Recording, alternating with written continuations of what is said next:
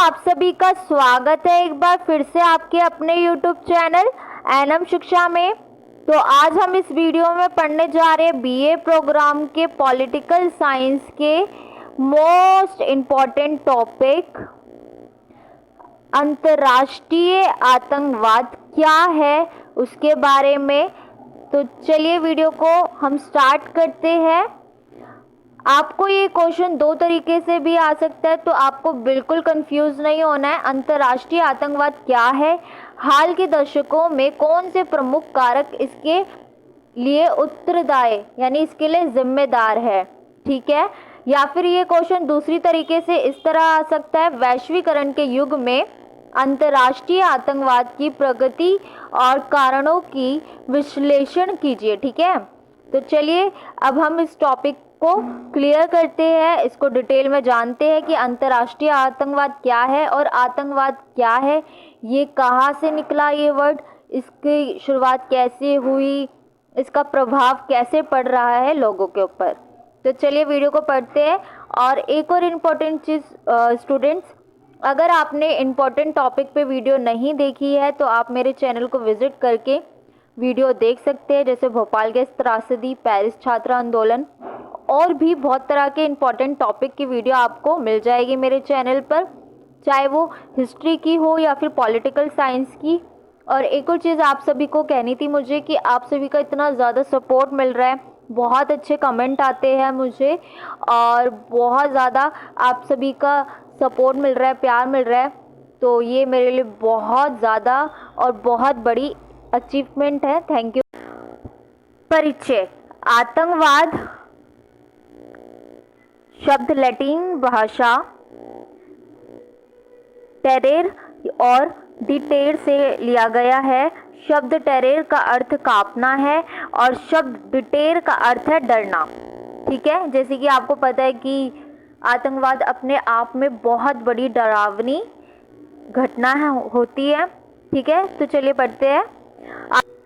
आतंकवाद को एक राज्य या सरकार के कानूनी अधिकार को कमज़ोर करने वाली हिंसक रणनीति के व्यवस्थित उपयोग के माध्यम से स्वीकृत उद्देश्यों को प्राप्त करने की रणनीति के रूप में समझा जाता है। अंतर्राष्ट्रीय आतंकवाद का एक उदाहरण 9/11 की घटना है, ठीक है। 9/11 की घटना हर कोई जानता है, तो वो अपने आप में बहुत बड़ी दुर्घटना थी, ठीक है। आगे पढ़ते हैं। अंतर्राष्ट्रीय आतंकवाद। जब आतंकवाद का प्रसार एक से अधिक देशों में फैल जाता है तो इसे अंतर्राष्ट्रीय आतंकवाद कहा जाता है। अंतर्राष्ट्रीय आतंकवाद के ऐसे कृत्यों को संबंधित करता है जो एक देश के व्यक्तियों या समूहों द्वारा दूसरे देश या देशों में लक्ष्यों के खिलाफ योजनाबद्ध, संगठित और निष्पादित किए जाते हैं, ठीक है। आगे पढ़ते हैं हम। आतंकवाद के कृत्यों का उद्देश्य, यानी कि जो आतंकवाद का मेन उद्देश्य होता है वो क्या होता है, नागरिकों को नुकसान पहुंचाना, किसी भी देश के नागरिक होते हैं उनको नुकसान पहुंचाना, डर या घबराहट पैदा करना, यानी लोगों के बीच में दहशत पैदा करना, उन्हें डराना, डर पैदा करना अपना, ठीक है। अंतर्राष्ट्रीय आतंकवाद बम विस्फोट, अपहरण, हत्या और साइबर हमले सहित कई रूप ले सकता है। ये अक्सर चरमपंथी समूह द्वारा किया जाता है जो अपने राजनीतिक या धार्मिक विश्वासों को बढ़ावा देने के लिए या कथित अन्याय या उत्पीड़न के खिलाफ बदला लेने के लिए हिंसा का प्रयोग करते हैं, ठीक है। आतंकवादी जो दुर्घटना होती है वो हिंसा पर आधारित होती है, जैसे कि आप सभी को पता ही है। आगे हम पढ़ते हैं। अंतर्राष्ट्रीय आतंकवाद की प्रकृति। अंतर्राष्ट्रीय आतंकवाद एक प्रकार का आतंकवाद है जिसमें गैर राज्य अभिनेता नागरिकों, सरकारों या अंतर्राष्ट्रीय संगठनों के खिलाफ हिंसक कार्य या हिंसा की धमकी शामिल है। ये अक्सर वैचारिक, राजनीतिक या धार्मिक विश्वासों से प्रेरित होता है और राष्ट्रीय सीमाओं के पार किया जाता है, ठीक है। आगे पढ़ते हैं। अंतर्राष्ट्रीय आतंकवाद के प्रकार, यानी कि अब हम पढ़ते हैं अंतर्राष्ट्रीय आतंकवाद के प्रकार कौन कौन से, ये कितने प्रकार के होते हैं, ठीक है। पहला पढ़ते हैं धार्मिक आतंकवाद।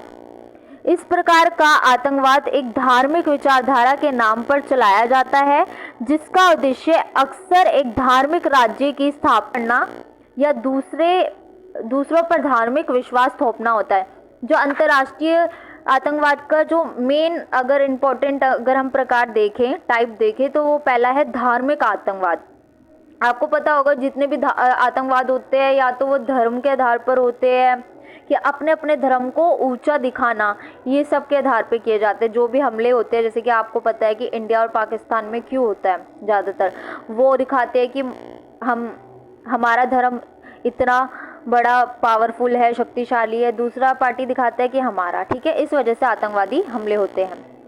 इस प्रकार आतंकवाद जो एक धार्मिक विचारधारा के नाम पर भी चलाया जाता है, जिसका उद्देश्य अक्सर धार्मिक राज्य की स्थापना करना होता है। आगे बढ़ते हैं राज्य प्रयोजित आतंकवाद, यानी कि राज्य पर भी आधारित होता है कि हमें वहाँ की जगह हड़पनी है, हमें वो राज्य चाहिए, जैसे कि पाकिस्तान अक्सर करता रहता है, आपको पता ही होगा।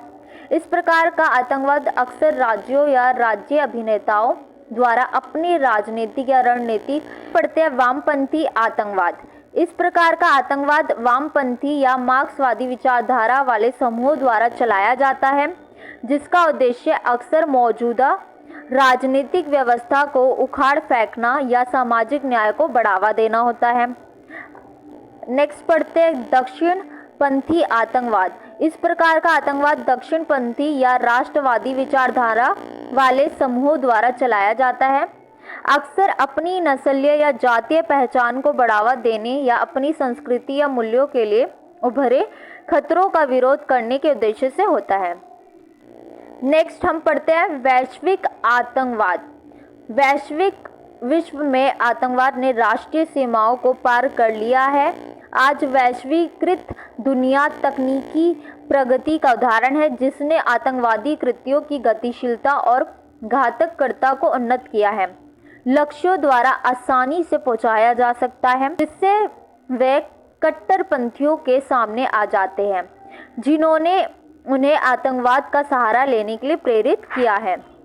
वर्ल्ड टेरर सेंटर पर 9/11 के हमले ने संयुक्त राज्य अमेरिका को वैश्विक आतंकवाद और सामूहिक विनाश के हथियारों के प्रसार के खिलाफ लड़ाई को आगे बढ़ाने पर ध्यान देने के साथ एक नई विश्व व्यवस्था स्थापित करने का नेतृत्व किया है।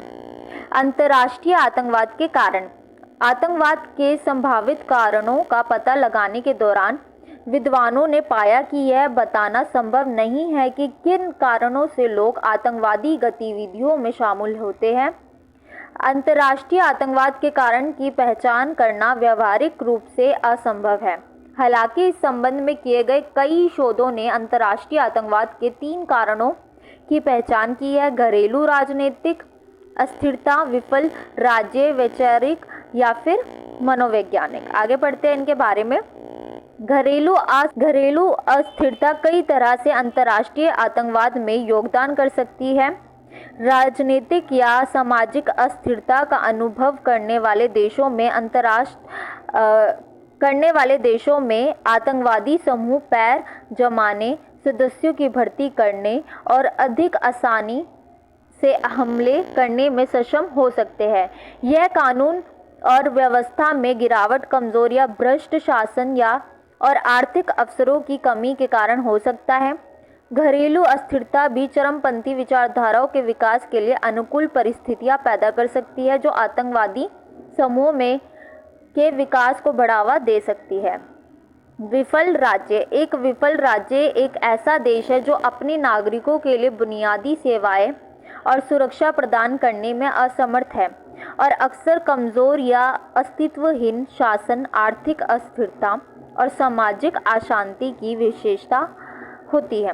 विफल राज्य आतंकवाद के विकास के लिए उपजाऊ जमीन पैदा कर सकते हैं, क्योंकि आतंकवादी समूह दंड से मुक्ति के साथ काम करने में सक्षम हो सकते हैं और उन क्षेत्रों में पैर जमा सकते हैं जहां सरकार नियंत्रण करने में असमर्थ है।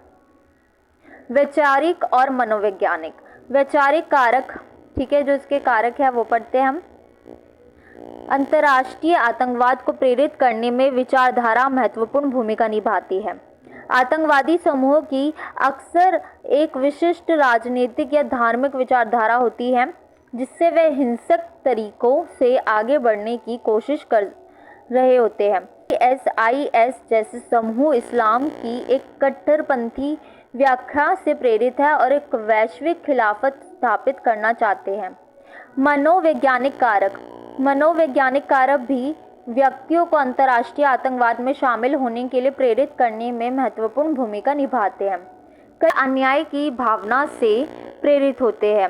वे समाज द्वारा हाशिए या उत्पीड़ित महसूस कर सकते हैं और मानते हैं कि हिंसा ही उनके लक्ष्यों को प्राप्त करने में एकमात्र तरीका है। निष्कर्ष के बारे में हम पढ़ते हैं कि इसका निष्कर्ष क्या निकलता है। वैश्वीकरण के युग में अंतर्राष्ट्रीय आतंकवाद एक जटिल और बहुआयामी घटना है जो वैश्विक शांति और सुरक्षा के लिए एक महत्वपूर्ण खतरा है। दुनिया के परस्पर जुड़ाव ने आतंकवादी समूहों के लिए अपना प्रभाव फैलाना और सीमाओं के पार हमले करना आसान बना दिया है कि अंतर्राष्ट्रीय आतंकवाद के कारणों को संबोधित करने के लिए एक व्यापक दृष्टिकोण की आवश्यकता है जिसमें राजनीतिक, धार्मिक या आर्थिक कारक शामिल हैं। आतंकवाद के मूल कारणों से निपटना, उत्तर धार्मिक संवाद को बढ़ावा देना और आतंकवाद का मुकाबला करने के लिए अंतर्राष्ट्रीय सहयोग को मजबूत बनाना महत्वपूर्ण है। अंततः दुनिया में शांति और स्थिरता प्राप्त करने के लिए अंतर्राष्ट्रीय समुदाय द्वारा आतंकवाद के अंतर्निहित कारणों को दूर करने और सहिष्णुता और समझ की संस्कृति को बढ़ावा देने के लिए एक ठोस प्रयास की आवश्यकता है। तो चलिए दोस्तों, ये वीडियो यहीं समाप्त होती है। अगर आपको इसके नोट्स चाहिए तो आप मुझे कमेंट करके बता सकते हैं, मैं आपको इसका नोट्स प्रोवाइड कर दूंगी। नोट्स के लिए आप टेलीग्राम को ज्वाइन कर सकते हैं। Thank you for watching.